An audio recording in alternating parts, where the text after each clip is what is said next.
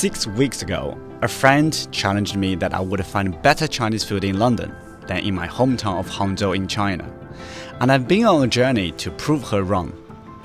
After spending a week learning about the history of Chinese food in London and a week in Hong Kong to understand the driving forces behind those changes, it is finally time to find the best Chinese food London has to offer.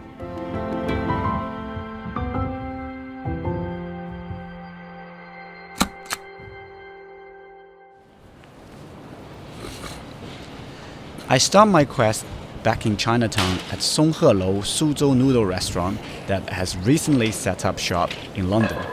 Wow, look at this. So nice. Here, I meet manager Joe, who explains how he set up the restaurant. I'm keen to find the key points I need to look for when defining good Chinese food. So Songhe Lou has a heritage of around 280 years. So we always wish to share the Suzhou cuisine with the world. And we think it's the right time to let people in London to try the authentic Suzhou food. Now the people are got more knowledge and more willing to experience authentic food. And the one London? Yeah, London is a melting pot of different cultures. And it's also the food capital of the world. And London audience, London customers, has the more adventurous spirits to try different kind of food. We try to make it simple. The key point is to make authentic as possible. I asked Joe to show me the kitchen, and he obliged by asking a chef to teach me to cook my lunch. I can see the attention to authentic cooking methods and the integrity of the ingredients. It sounds simple, but as I'm about to find out, these two factors are difficult to manage when you are 10,000 kilometers away from the source.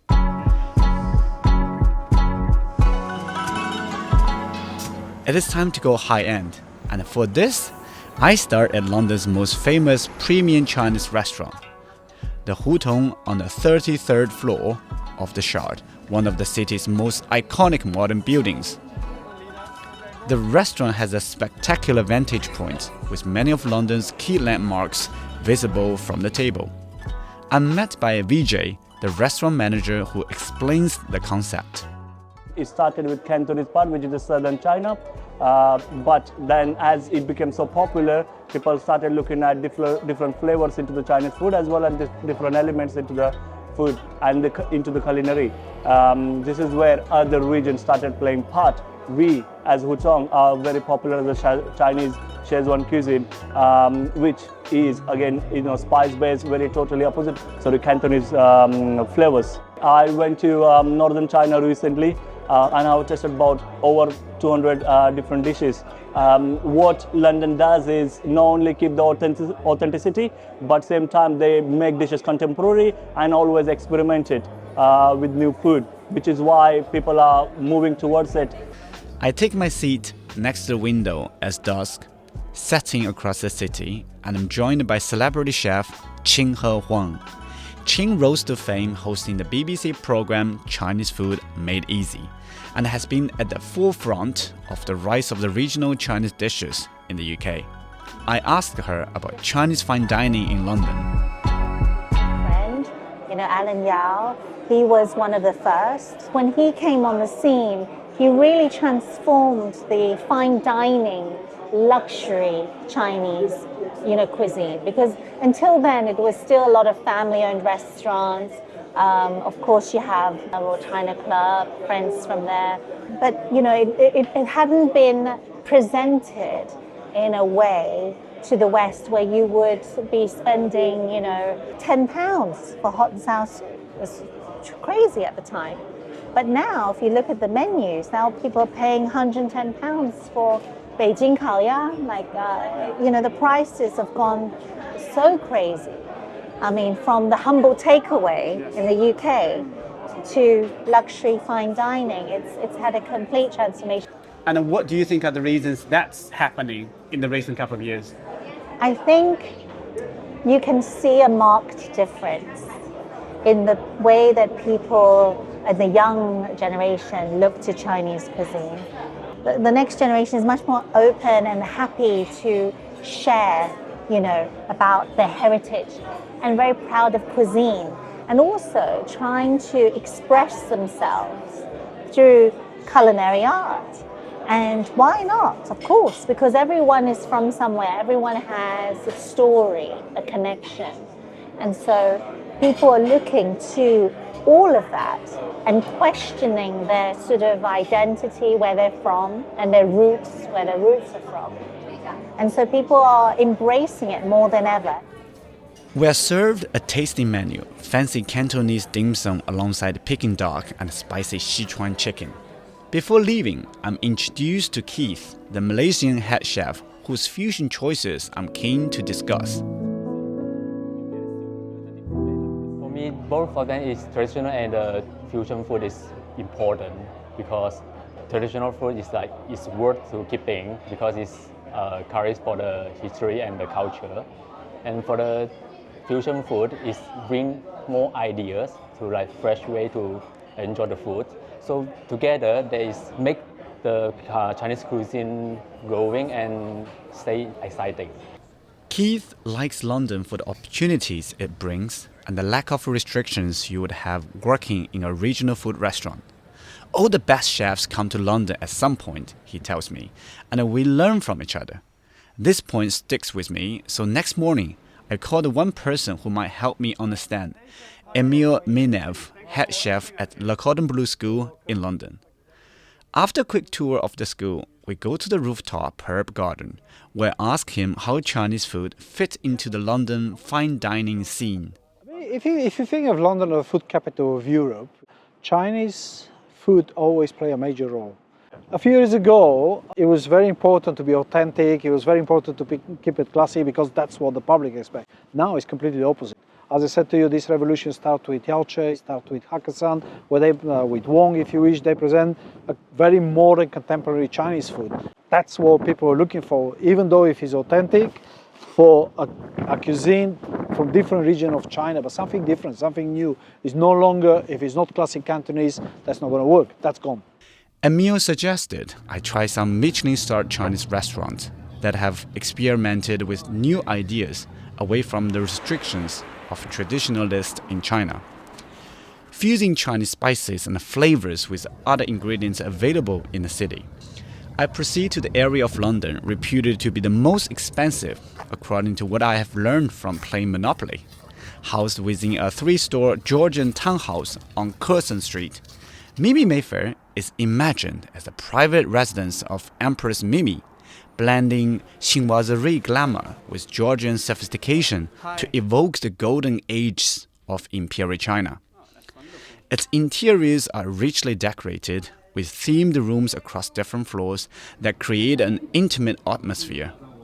The menu celebrates Chinese culinary traditions from Hong Kong, Singapore, and the Chinese mainland, with a particular emphasis on wood-fire roasted Peking duck, dim sum, and dishes designed for sharing.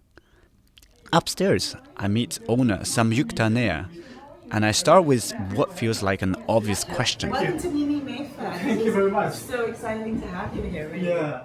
And then first of all, I know you are the Indian origin. Yes. And why Chinese restaurant? So first of all, I think Chinese food is very deeply appreciated by the world, but largely by India as well. And I think for us, our community, starting from Indian food, had deep roots, but we also managed to get a great appreciation from the local British audience, which has been quite wonderful for us. And giving those two communities, I think we really thought that being able to bring an experiential dining Chinese restaurant would be something that would be a very on brand for us, but also something I deeply enjoy. Samyukta grew up with Chinese food in New York and later went to study in Ningbo, China. Mimi Mayfair represents a wider understanding of Chinese cuisine than most restaurants offer. For us to have that global representation of Chinese food, not just through mainland China, but also its different diasporas, really gave way to A Chinese restaurant, and B, to Mimi Mayfair. I think what's really important is to be able to understand that it's also this multifacetism of your culture. It's not just the food. Food is a vehicle of culture in today's day and age. And I think what diners want today is not just this fast food, which is amazing and people love it in their own right, but I think they want to see the experience of it, you know? How does it feel? How does it give you a sense of place? And for us, bridging that gap between imperial China and modern day London to give it that sense of space was very important. I feel like I'm getting closer to London's advantage and to understanding why so many London Chinese restaurants feature in the Michelin Guide.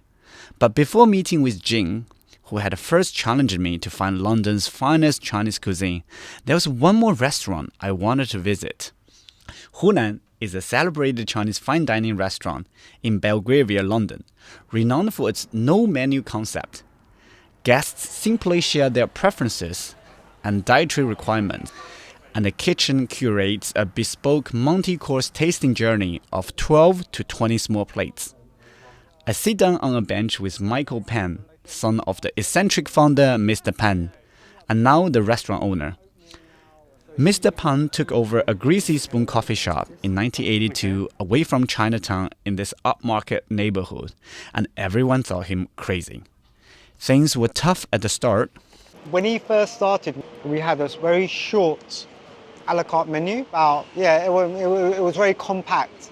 It wasn't like other Chinese restaurants where you have hundreds of different dishes. And then he did that deliberately because he wanted to focus on quality rather than quantity. And side by side to that, he had the no menu offering.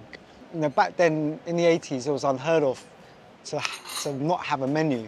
So the majority of customers would order a la carte. But my father had a habit of changing someone's order. And so when they got the bill, there was a lot of complaints. People would complain and say, well, I didn't order that. But my father said, well, I gave you a better dish.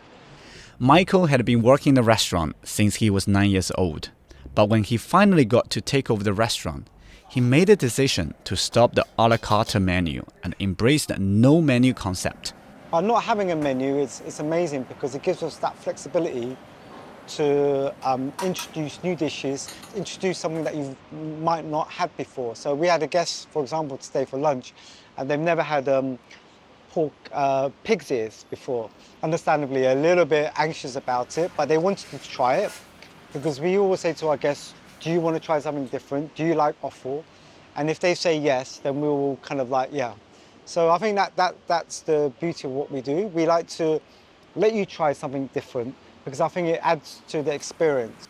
Someone said to me that London offers the best Chinese restaurants in the world, and I wonder what's your opinion on that?